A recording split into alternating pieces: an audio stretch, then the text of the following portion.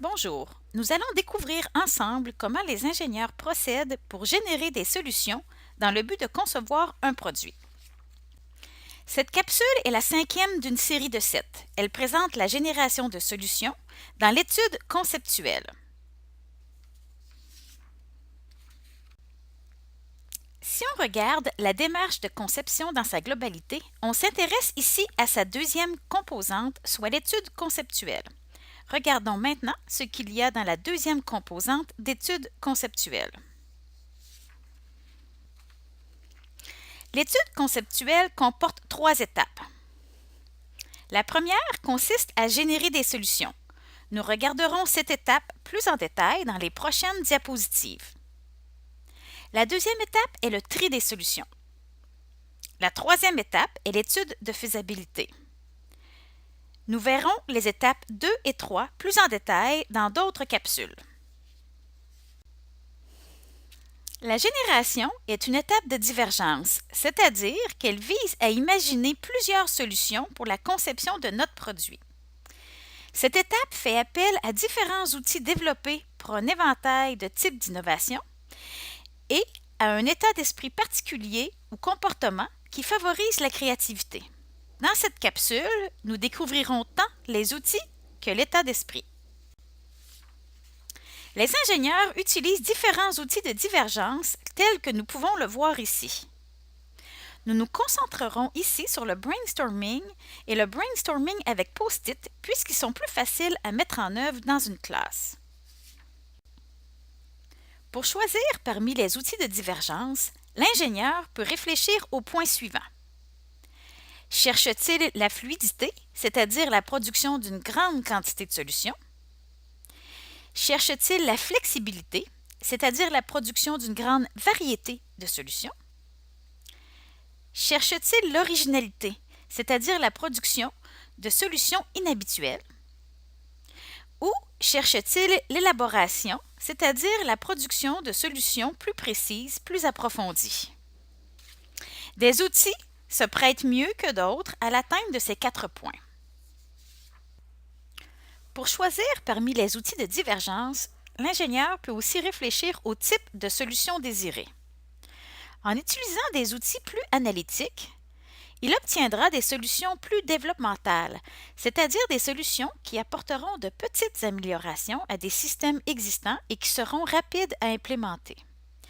En utilisant des outils plus abstraits, il obtiendra des solutions plus exploratoires, c'est-à-dire des solutions qui apportent des changements fondamentaux ou des percées radicales qui créent le besoin de nouveaux systèmes et qui sont plus longues à implémenter.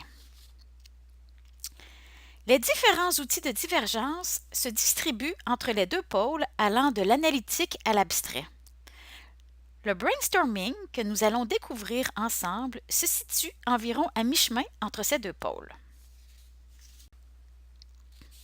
Le brainstorming vise à produire une grande quantité d'idées nouvelles sur un sujet donné. Il se fait généralement en groupe de 5 à 7 personnes, idéalement multidisciplinaires. Il est conduit par un animateur qui veille exclusivement au processus, c'est-à-dire qu'il désigne une personne pour prendre des notes, qu'il gère le temps de parole, qu'il veille à ce que tous s'expriment et qu'il relance le groupe lors d'une panne d'idées. Pour ce faire, il peut par exemple poser des questions comme: peut-on améliorer ces idées? Peut-on combiner des idées? Chaque participant émet une idée à tour de rôle. Une personne qui n'a plus d'idées passe son tour et on continue. Après la première vague d'idées, l'animateur reformule les pistes de solutions exploitées jusqu'alors. L'exercice devrait durer environ 30 minutes et jamais plus d'1 heure.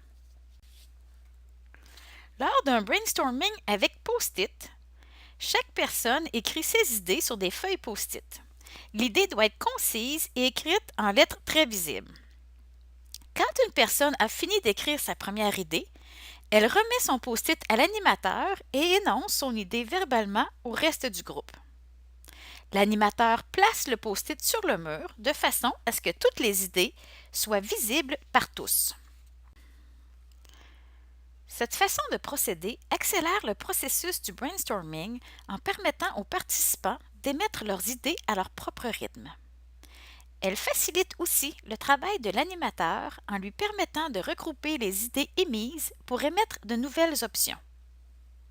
Enfin, elle permet à tous les participants de s'exprimer, même les plus réservés.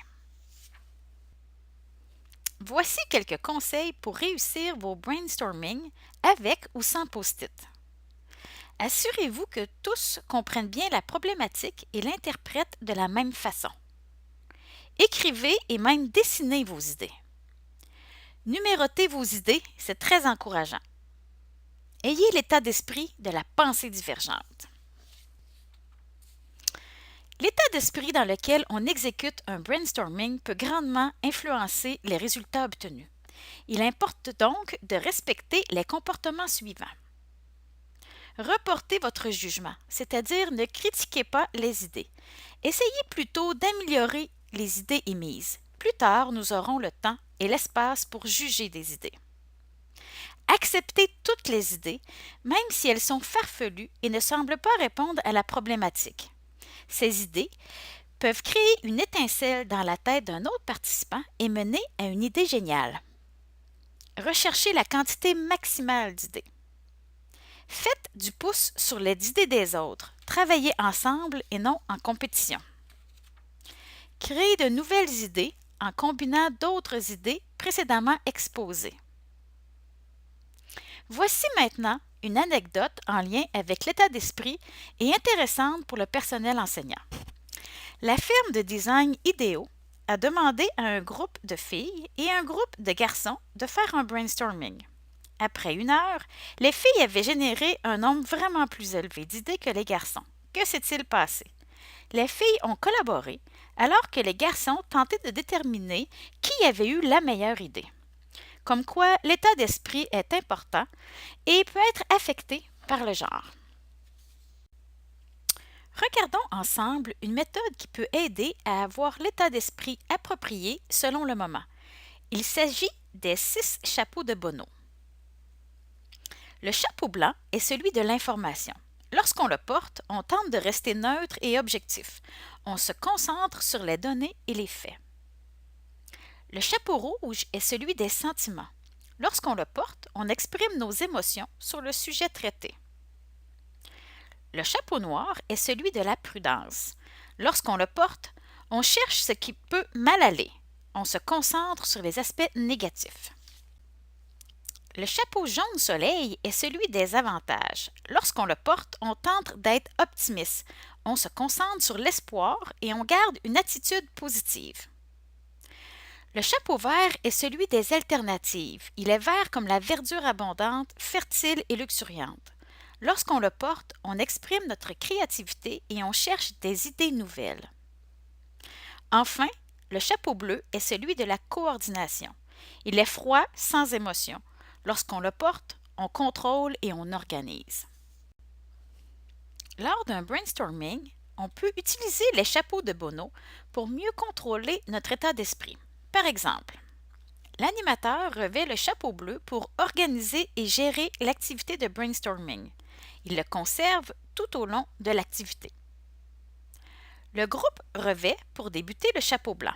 On s'assure alors qu'on a toute l'information requise et qu'on la comprend bien. On peut aussi, si utile, regarder les normes et règlements, les statistiques ou autres documents pertinents au sujet. Vient ensuite le chapeau vert, celui de la créativité. Le groupe passe alors en mode génération de solutions. Le groupe peut ensuite revêtir le chapeau rouge et exprimer ses sentiments par rapport à la problématique et aux solutions générées. On s'assure toutefois de rester positif et d'en profiter pour améliorer les solutions proposées. Enfin, le chapeau jaune permet au groupe de rêver aux idées folles et aux solutions idéales. Bien entendu, il n'est pas obligatoire d'utiliser tous ces chapeaux, ni de les utiliser dans l'ordre présenté ici. Il est aussi possible d'utiliser un chapeau plus d'une fois dans un même brainstorming. Dans l'étape de génération de solutions, la citation de Linus Pauling, prix Nobel de physique, prend tout son sens. The best way to have a good idea is to have lots of ideas. La meilleure façon d'avoir une bonne idée est d'avoir beaucoup d'idées. Dans l'étape de génération de solutions, la citation de Linus Pauling, prix Nobel de physique, prend tout son sens. The best way to have a good idea is to have lots of ideas. La meilleure façon d'avoir une bonne idée est d'avoir beaucoup d'idées. C'est ce qui termine la génération de solutions. Dans la prochaine capsule, nous examinerons le tri des solutions. Ce projet a été réalisé grâce à la contribution financière provenant de l'entente intervenue entre l'Université de Sherbrooke et le Secrétariat à la condition féminine. Nous remercions aussi les autres partenaires de la chaire.